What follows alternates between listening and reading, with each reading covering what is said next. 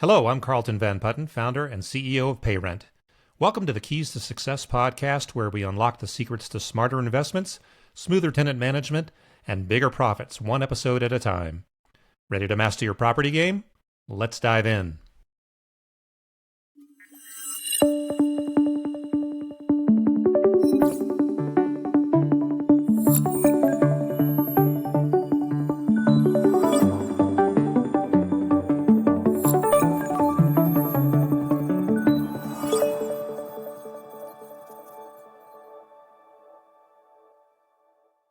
Hey everyone, welcome back to Keys to Success. We're here to help you, navigate the ins and outs of being a landlord. That's right. And today we're tackling a topic that can be a real minefield if you're not careful: eviction notices. Yeah, eviction notices. Specifically, we're zeroing in on the 3-day notice to pay rent here in California. That's right. It's a powerful tool for landlords, but as they say, with great power comes great responsibility. great responsibility. There are so many nuances and potential pitfalls Right? that can trip you up if you're not completely on top of the process. And that's why we have you here today, to break it all down for us. Absolutely. Now, I was going through our source material Yeah. and came across something that's a bit of a shocker. Apparently accepting even a partial rent payment Oh, wow. from a tenant after you've issued a 3-day notice can actually void the entire thing. You're kidding. You could end up having to start the whole eviction process from scratch. Wow, it's a perfect example of why it's so crucial to understand the legal weight of this document. Right? It's not just a strongly worded letter, it's a legal process that needs to be followed to the letter.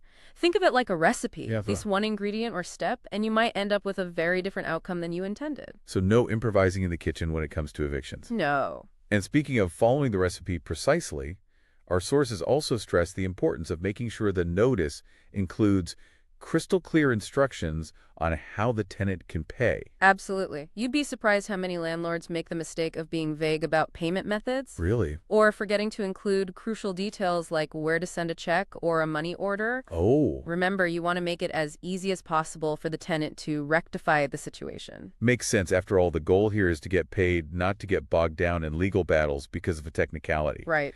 Now, another thing our sources highlight is something called the insufficient notice period. Okay. Apparently, weekends and holidays don't count towards those 3 days. Oh. So if you serve a notice on a Friday, the tenant might actually have until the following Wednesday to pay up. That's a common pitfall, especially for newer landlords. Oh, really? It's not just about counting 72 hours on a clock. It's about understanding how business days factor into the equation. So what's the takeaway for our listeners here? Is it just to triple check the calendar and make sure they're giving tenants the full 3 business days? That's a great start, but it goes deeper than that. It's about understanding that the 3-day notice is a legal document with serious implications.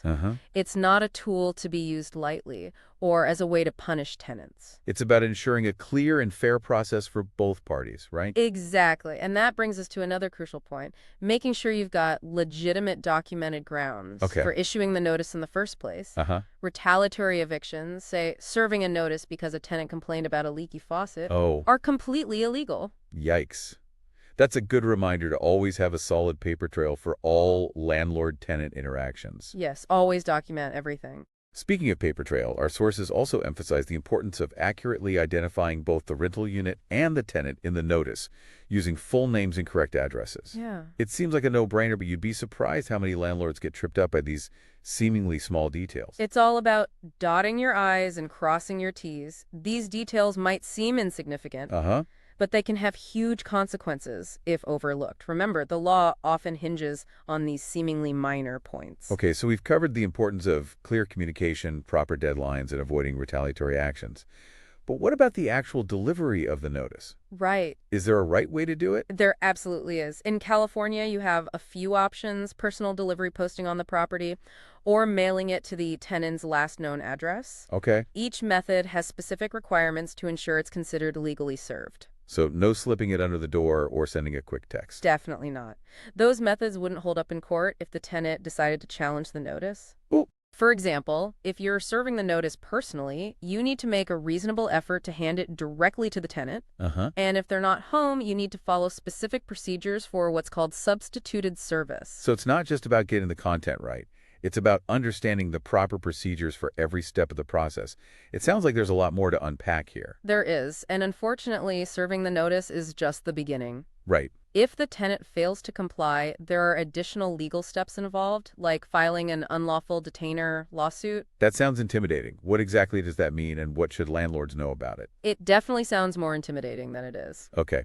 Basically, it's the legal term for the eviction process here in California. Exactly. If a tenant fails to respond to a 3-day notice to pay rent, the landlord can file this lawsuit to formally regain possession of the property. Right. So it's like the official legal channel for pursuing an eviction. Exactly. It involves filing paperwork with the court and going through a formal legal process, which can take some time and may involve court appearances. Okay. But it's important to understand that the 3-day notice is a necessary first step. It's like laying the groundwork for a strong legal case. That makes sense. So let's shift gears a bit and dive into the specifics of the 3-day notice itself. Okay. What are the essential components that absolutely must be included to make it legally sound? Think of it like a checklist.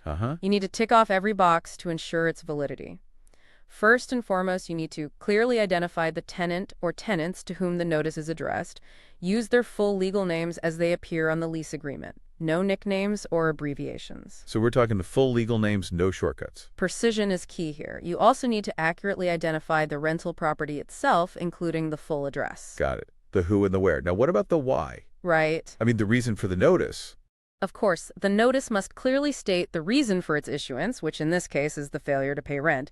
You need to specify the exact amount of rent that is past due, no rounding up or adding any late fees that aren't explicitly mentioned in the lease agreement. It sounds like sticking to the facts and figures outlined in the lease is crucial. Exactly. No room for interpretation or adding extra charges on the fly. And speaking of figures, you also need to clearly state the deadline for payment. This is where those 3 business days we discussed earlier come into play. Remember, accurately calculating the deadline is vital, taking into account weekends and any legal holidays. Right, because a miscalculation could invalidate the entire notice. Yes. So double-checking the calendar is a must. Okay, we've got the tenant's information, property details, the reason for the notice, the amount owed, and the payment deadline. Right. What else needs to be on this checklist to make the notice bulletproof? You'll need to provide clear and concise instructions on how the tenant can make the payment. Okay. Specify the acceptable methods, whether it's cash check money order or online transfer. Include your contact information, a mailing address, or an online payment portal if applicable. So basically make it as easy as possible for them to pay. Absolutely. Remember, the primary goal is to get paid and resolve the issue. You don't want to create unnecessary hurdles. Now, while the notice is about demanding payment, it's also essential to include a statement informing the tenant of their right to dispute the notice or request a rent reduction under certain circumstances. So even though we're talking about unpaid rent, we still need to acknowledge the tenant's rights. Absolutely. This demonstrates that you're acting in good faith and following proper legal procedures. It can also help avoid any potential claims of unfair or deceptive practices. Down the line, transparency is key. That makes sense. Transparency and following the proper procedures seem to be recurring themes here. They are. And lastly, don't forget to date and sign the notice yourself. This verifies its authenticity and shows you're treating the matter seriously. So it's not just a fill-in-the-blank form letter. There's a personal responsibility aspect to it as well. Okay, we've ticked all the boxes on our checklist.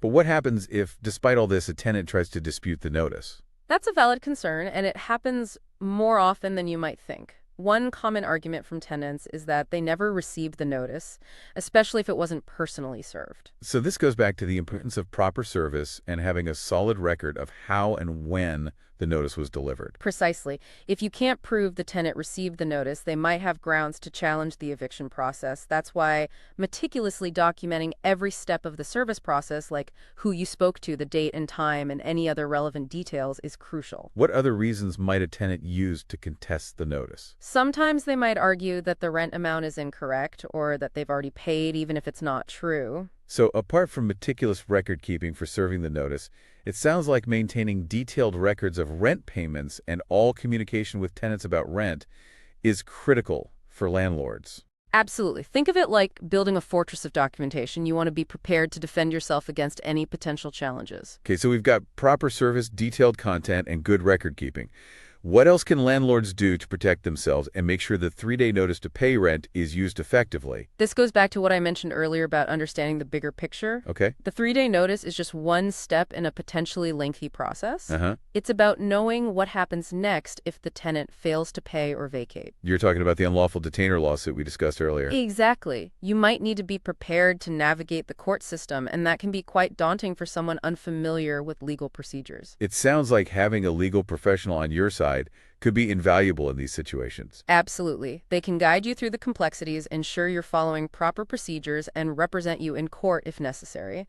Think of them as your legal Sherpa, helping you navigate the treacherous terrain of the eviction process. So knowledge is power, but having expert guidance can make all the difference. Precisely. And remember, the goal isn't necessarily to evict a tenant, but to resolve the issue fairly and efficiently. Right. It's about finding a solution that works for both parties, which sometimes might involve going beyond the pay or get out scenario. Exactly. You might be able to negotiate a payment plan or work with the tenant to find alternative housing. So communication and a willingness to explore different options can go a long way. They can, but it's also important to remember that the 3-day notice is a serious legal document and shouldn't be used lightly or as a way to harass or intimidate tenants. It's a tool to be used responsibly and only when other attempts at resolutions have failed. Exactly. If you're ever unsure about whether or not to issue a notice, it's always wise to consult with a legal professional. They can provide personalized advice tailored to your specific situation. That's great advice. Well, we've covered a lot of ground so far, from the nitty-gritty details of the 3-day notice to the broader context of the eviction process. But don't worry, we're not done yet. We'll be back in the next part with some real-life scenarios, tips on avoiding common mistakes, and additional resources to help you navigate the world of landlord-tenant law successfully. Stay tuned.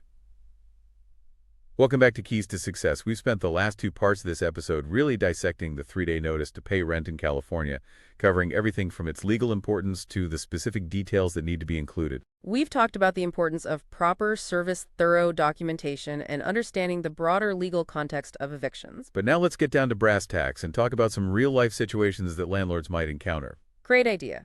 Let's say, for instance, you have a tenant who consistently pays rents late. They're always a few days behind, but they eventually cough up the full amount. That's a tough one. It's not like they're refusing to pay, but those late payments can really throw a wrench in your budgeting and make it hard to manage your finances. Exactly, and that's where good communication comes into play. Before you even think about issuing a 3-day notice, try having a conversation with the tenant to understand the reason for those late payments. Maybe they have a fluctuating income or are dealing with a temporary financial hardship. So instead of jumping straight to the legal route, try to see if there's a way to work things out amicably. Exactly. You might be able to adjust the due date to better align with their pay schedule, or perhaps you can work out a mutually agreeable payment plan. That sounds a lot less stressful than going through the whole eviction process. But what if those late payments continue even after you've tried to be flexible and understanding? Well, then the 3-day notice becomes a necessary tool to protect your interests and ensure you're getting paid what you're owed. It's about setting clear boundaries and expectations. Okay, let's switch gears to another tricky scenario. What if a tenant claims they made a partial rent payment, but you have no record of it? That's where those meticulous records we talked about earlier become your saving grace. Always document all rent payments, whether they come in the form of a check money order or online transfer. So if a tenant insists they paid, but your records tell a different story, what's a landlord to do? It feels like a potential he said, she said situation waiting to happen. You hit the nail on the head. That's why having that paper trail is so crucial.